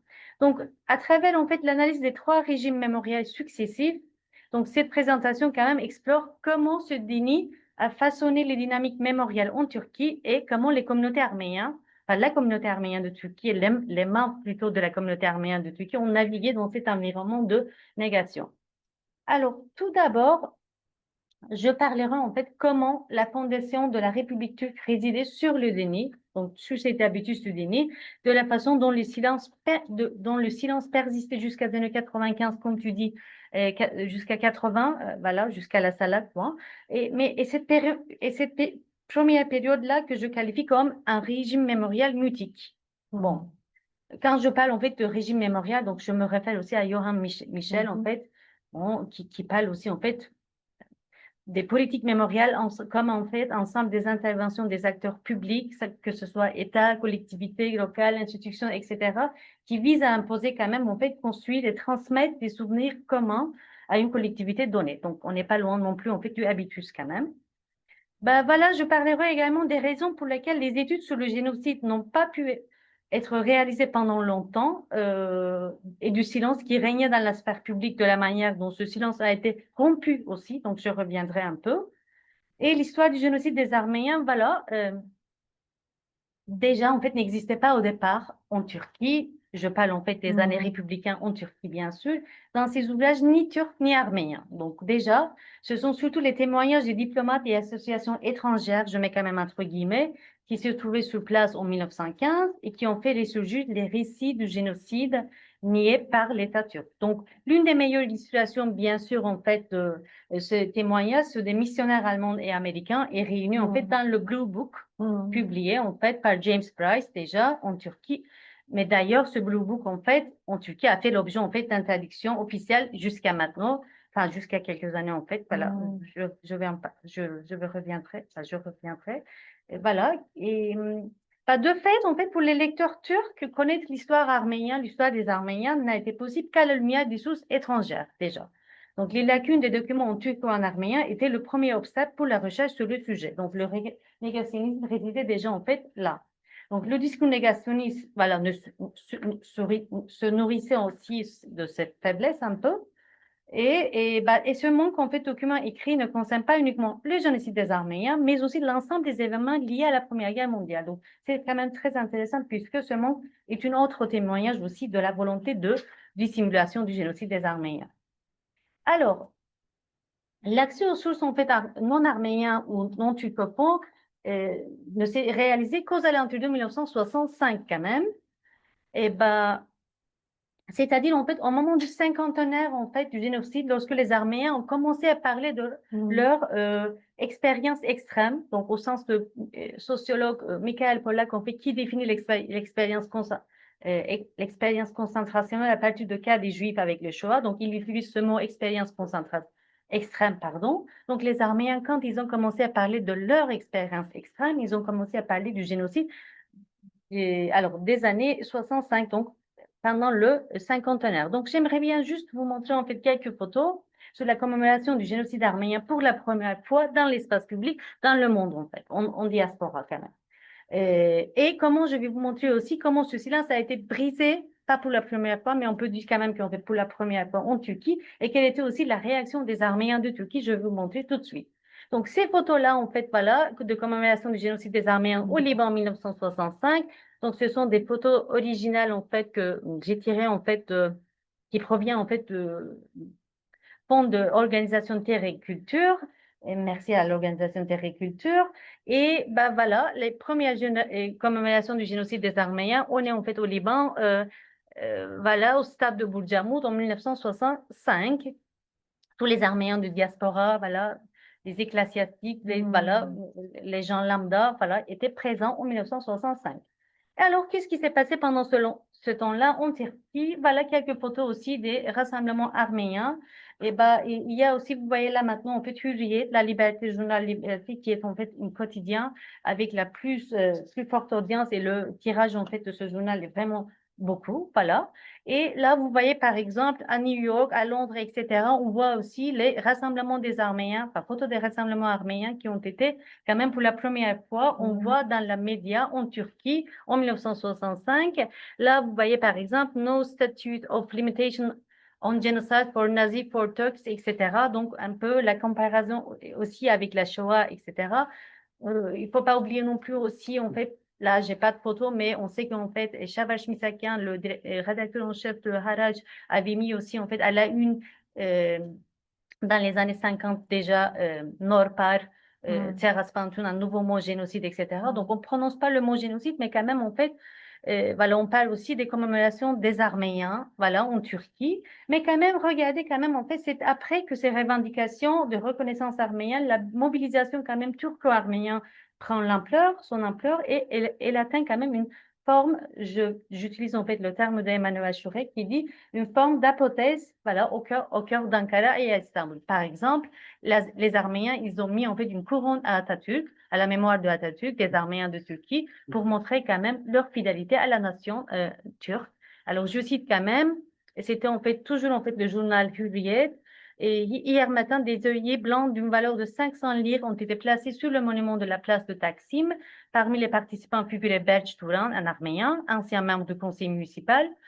Voilà, des avocats, des ingénieurs et des médecins étaient également présents. Il était écrit sur le rebond de la couronne, « Cher Atatürk, nous vous exprimons notre gratitude et notre sentiment de fraternité envers la nation turque. » Et bah, c'est une image quand même, en fait, d'une cérémonie cocardière, bon enfant, voilà, bon citoyen, turc, patriotique, sans fausse faute. Voilà, un autre exemple quand même, le journal Dünya, Le Monde, Yetvat Bezas, fait une déclaration au nom des Arméniens à Taksim comme suit. Nous sommes réunis ici pour souligner une fois de plus notre loyauté envers la Turquie. Nous sommes des Turcs et des enfants d'Atatürk.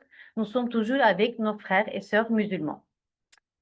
Eh ben, mais dans un contexte, voilà, aujourd'hui encore largement marqué par le négationnisme en Turquie, savions-nous, en fait, comme j'ai dit tout à l'heure, qu'un premier monument dédié au génocide des Arméniens avait été érigé à Istanbul dès 1919 et que cette initiative avait suscité aussi d'importants débats au sein de la communauté arménienne de l'époque. J'avais avec moi aussi le livre dans mon sac, cher Bébé, s'il te plaît. Et voilà.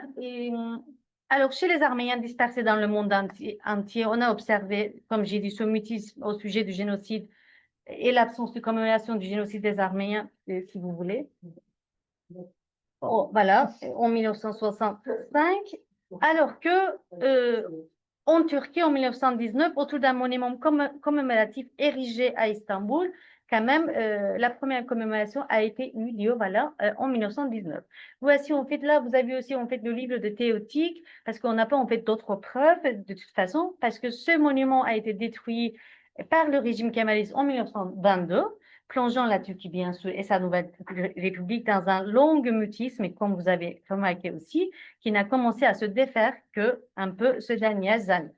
Donc, l'authenticité de ce monument est quand même, en fait, reste quand même, fait quand même spéculation, fait l'objet de spéculation. Là, vous voyez, par exemple, Hushartsan Abril Dasnamek. Donc, Abril Dasnamek, c'est avril, 11 avril, c'est-à-dire 11 avril. Selon le calendrier julien, ceci correspondait au 24 avril, voilà. Mais selon le livre de Théotique, ce livre-là, qui est en fait bilingue, il me semble, en arménien ou bien trilingue arménien, turc et français peut-être. Et selon ce livre-là, alors Théotique disait que il existe des témoins, c'est-à-dire en fait des personnes qui ont vu quand même ce monument au début du siècle au musée militaire de Harbiye. Harbiye, Askeri Müzesi, voilà. Peu importe de toute façon, quelles que sont en fait son authenticité, à côté de Gezi Park, voilà. Bah, mais l'important, c'est que, comme on a dit aussi, ce monument ouvre quand même un débat public au sein de la communauté arménienne et aussi au sein de la société. Donc, prenons par exemple les médias de cette époque-là. Alors, cela fait quelques années que là, maintenant, j'ai commencé à travailler un peu j'étudie sur le journal Jagadamat. J'ai commencé à regarder de plus près ce qui s'est passé durant cette période-là et que c'est très intéressant. J'y ai trouvé des éléments très intéressants, voilà, que je voudrais partager aussi avec vous. Alors, déjà, le journal Jagadamad était la continuation du journal Azadamad. Jagadamad, c'est-à-dire Front militaire. Azadamad, c'était la liberté, la lutte pour la liberté plutôt, et qui avait commencé à apparaître en 1909 en tant qu'organe de la Fédération révolutionnaire arménienne, FRA. Mais il a continué à être publié dans les années 20 et son rédacteur en chef était fameux Shavash Misakian. Donc, voilà, le titre de quotidien du Front militaire, donc 11 avril, 24 avril 1915, c'est, alors, j'essaie de lire quand même en fait en arménien, puisque je suis bilingue. Alors, Mervavan TV, Bidei Hradaragvi, Gırgin Zavalov, Ampokhchabes Nuvirvaz, annonce Vorkatsin Uchegan. Meral Stivin Al, Bidi Zakhsevi Sovaragan Kinov. Donc, notre prochaine édition, tirée en double exemplaire et offerte au même prix, rendra hommage à tous ceux qui sont partis et sans jamais revenir. par exemple. Alors, vocabulaire aussi mémorial dans une ambiance non négationniste, c'est très important et pas censuré. On est en 1919 quand même, il ne faut pas oublier. Donc, après la Première Guerre mondiale, il y a des alliés victorieux aussi, en fait, dans l'Empire ottoman. Donc, on est quand même, il y a quand même, en fait, une lacune de pouvoir, je peux le dire. Alors, vous voyez, par exemple, à gauche, la Haigagangyang, Varvan Suki Ore. Donc, Suki Or, donc le jour du deuil. À droite, Sikahantes, Abril Lasnamegi, donc toujours en fait la commémoration du deuil. Sikahantes, je ne sais pas comment traduire Sukievantes, donc commémoration du deuil, voilà. Donc, vocabulaire mémoriel, c'est important. Donc, par exemple, qu'est-ce que j'ai traduit? Demain marque le 4e anniversaire de cette journée tragique où des intellectuels arméniens ont entrepris un voyage sans retour. Ayo, Ais Kisher, Lerana Choror Tarin, Ais Çaraşuk orman ur անվերաթար զարվեցան հայ կյանքի մեծակույն թեմքերը, կորդիչ ու մտավորական բժիշկ, թե ուսուցիչ եւ այլն եւ այլն. Bon, qu'ils soient en fait intellectuels, médecins, professeurs, poètes ou écrivains, ce sont toutes les figures marquantes de la richesse culturelle de Constantinople qui ont disparu demain et leur jour de deuil. Et la commémoration du deuil de 11 avril, voilà, à droite, commémoration funèbre dans l'église évangélique de la Sainte Trinité. Donc, ils ont aussi fait aussi, donc j'entre pas les détails quand même, mais un comité de deuil dans lequel il y a Théotique, voilà, d'autres figures importantes de la communauté que je me rappelle plus là maintenant. Mais par exemple, là, par exemple, Mahakalier que Chopin, donc marche funèbre de Chopin, dont ils vont faire, etc., dans l'église évangélique de la Trinité, sous Piero Tutugheretsi, etc. Voilà, une autre photo quand même du quotidien Jagadamar, toujours, jour de deuil pour ceux qui sont partis et ne sont jamais revenus à la une. Jagadamar, 25 avril 1919. Et avril 24, Suki Ore, un autre Katin ou Tchegan.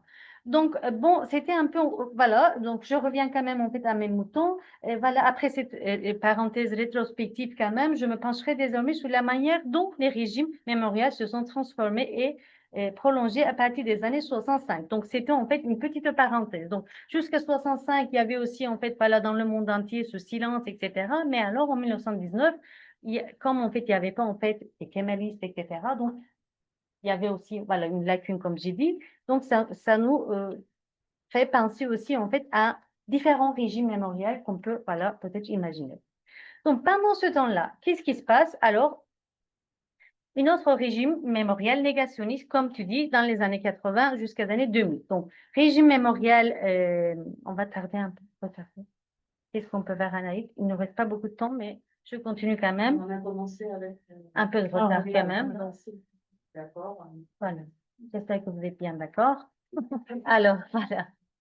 Alors, donc, pendant ce temps-là, la Turquie ne s'est pas en fait écartée de sa ligne négationniste, c'est-à-dire en fait jusqu'à 1965, le silence, etc. Mais il y avait toujours, il faut toujours savoir qu'en fait derrière, il y avait toujours en fait le négationnisme en Turquie. Donc, c'est devenu en fait un habitus au fur et à mesure. Donc, voilà, c'est ancré, etc. Voilà, le silence dont il est question durait depuis fort longtemps, à la fois dans l'espace public, mais aussi dans les milieux académiques, hein, dans la société tout entière, etc. Et les principes idéologiques officiels ont été immuables sur ce sujet tabou, organisant l'absence des traces mémoriales et de l'histoire des Arméniens. Cependant, comme vous avez dit aussi, dans les années 70 et 80, après les attentats perpétrés par l'Azala, donc armée secrète arménienne de libération de l'Arménie, qui ciblait principalement les diplomates turcs et qui ont provoqué plusieurs morts en Europe, au Liban et aussi à Constantinople, à Istanbul, ce silence a été brisé quand même, bon, on peut dire quand même officiellement. Donc, c'est alors que là, on a commencé à parler quand même de ce qui s'est passé. On ne parle pas en fait du génocide, mais de ce qui s'est passé en 1915. Oh là là, il y a une Assala, qu'est-ce qui se passe là? Donc,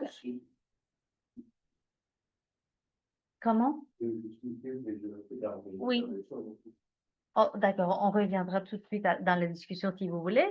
Voilà, on contribuait, donc quand même, on fait ces attentats, en fait, on contribuait quand même à briser le mutisme en Turquie, bien sûr. Donc, et c'est à partir de ce moment-là que cette question arménienne est apparue brusquement dans le discours étatique qui a émergé sa visibilité publique dans l'espace public.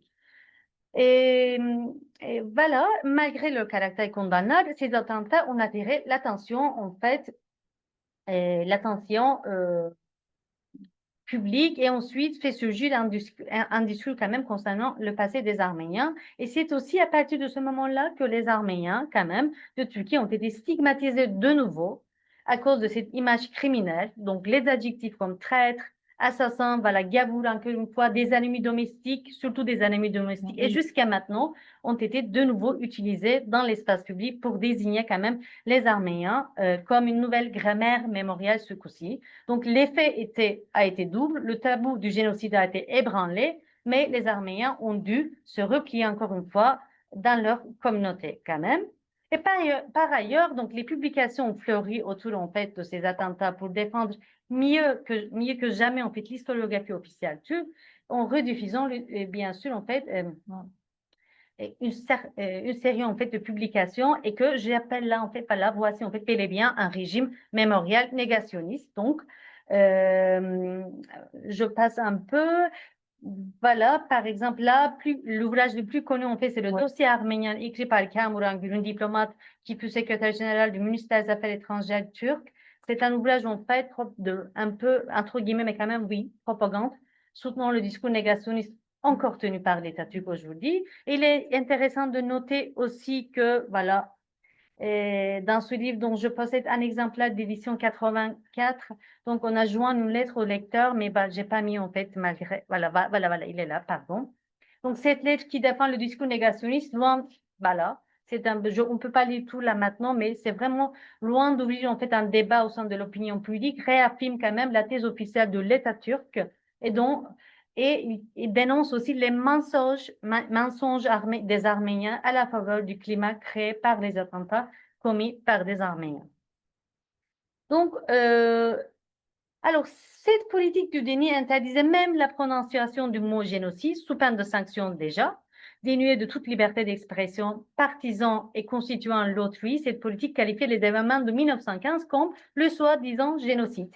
Donc, sözde Ermeni soykırımı, et c'est construit sur un déni. Et parallèlement à ce déni ordinaire, j'appelle ça dans la thèse déni ordinaire, alors voilà, habitus ordinaire, voilà, habitus négationniste, et l'écriture de l'histoire turque s'est faite sur, voilà, l'oubli du passé.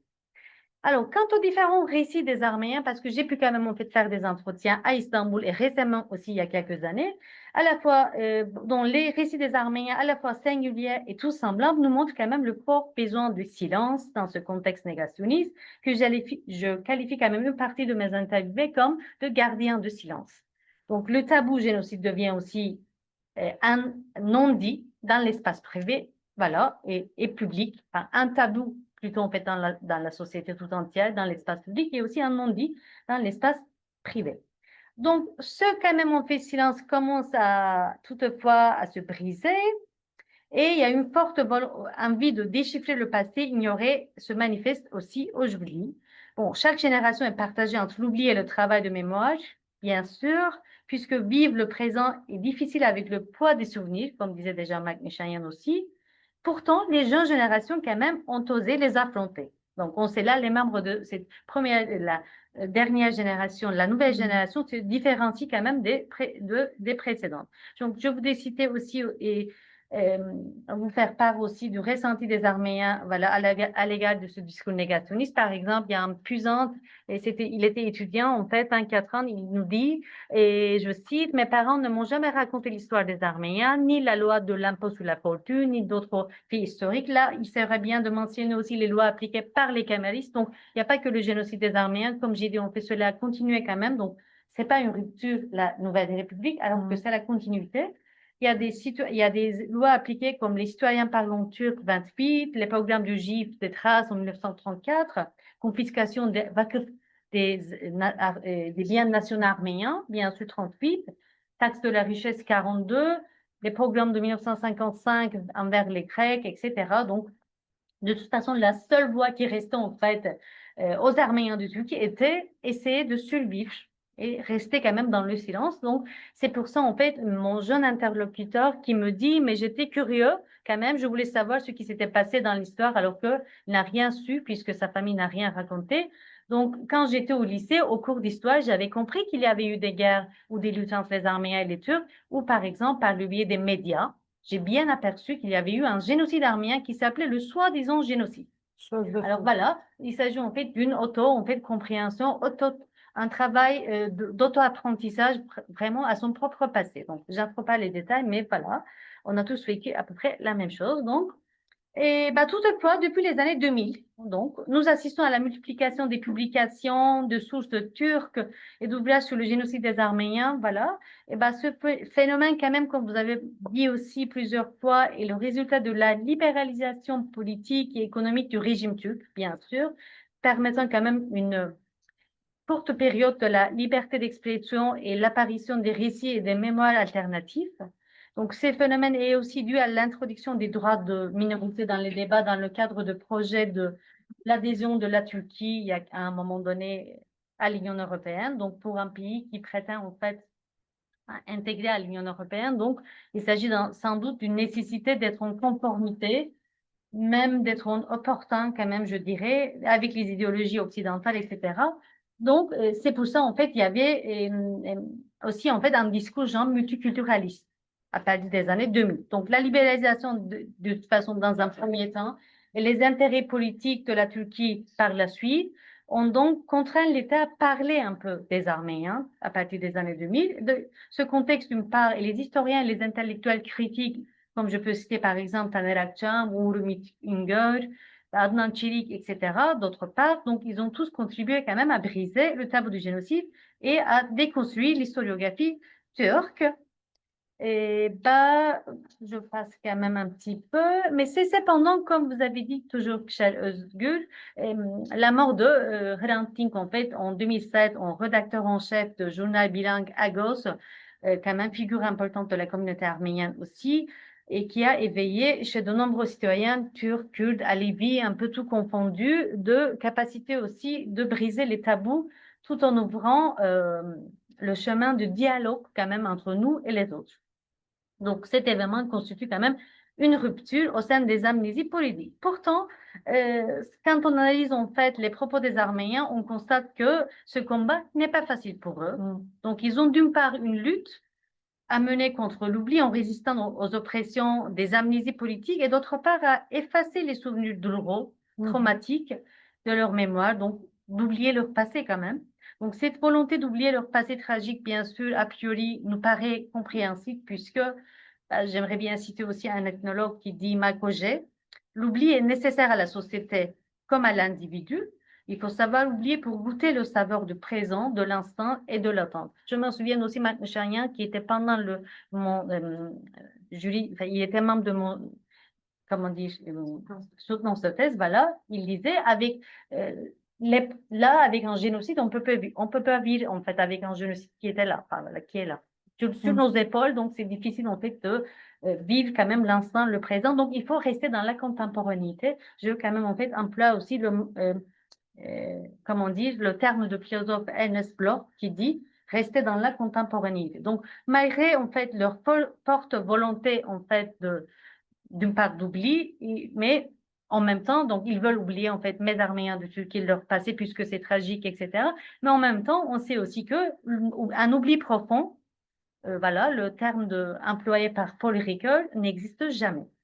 Donc, il est difficile d'oublier les souvenirs qui ont profondément marqué leur mémoire et les Arméniens ont été donc obligés de vivre le présent avec le poids du passé sur leurs épaules, bien sûr, sans pouvoir se présenter pleinement dans un futur proche ou lointain, par exemple.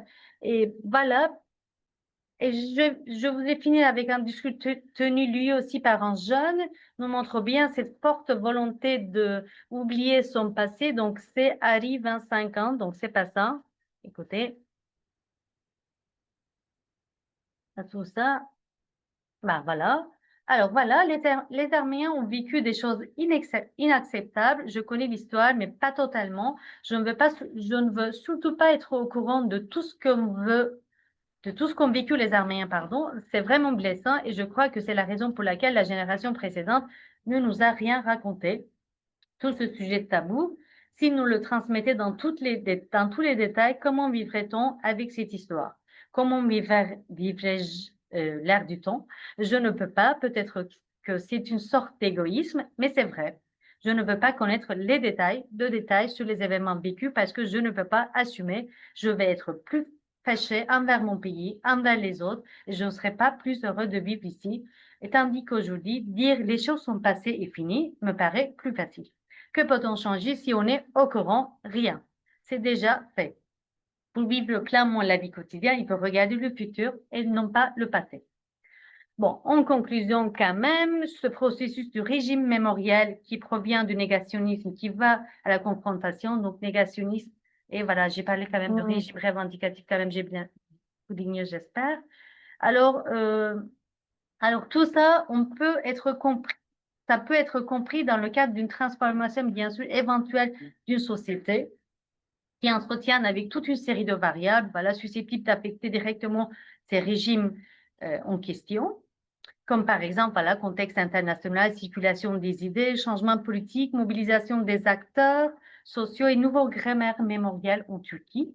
Mais c'est le combat mené par de nouveaux entrepreneurs mémoriels qui ont permis de rendre possible le travail de mémoire contre la politique officielle, contre la politique d'oubli officielle. Par contre, aujourd'hui, quand même, après la guerre de Haut-Karabakh, entre 2020 et 2024, cette phase de confrontation à son propre passé est interrompue. Et bien sûr que c'est mon point de vue.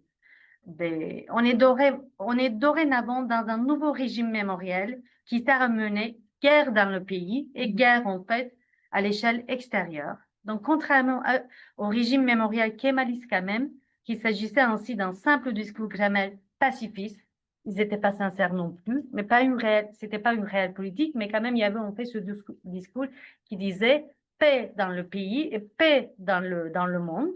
Alors, il s'agit actuellement d'un régime mémorial que je qualifie comme un régime mémorial néo-ottoman, dans lequel les Arméniens reviennent quand même en fait à leur silence et replient sur eux-mêmes.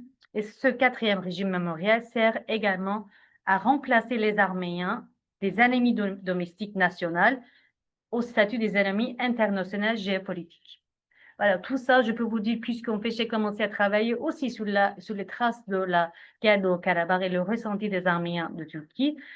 Et ben voilà, tout ce que je peux vous dire aussi, c'était ça. Voici aussi la bibliothèque. Donc, voilà. Merci à vous.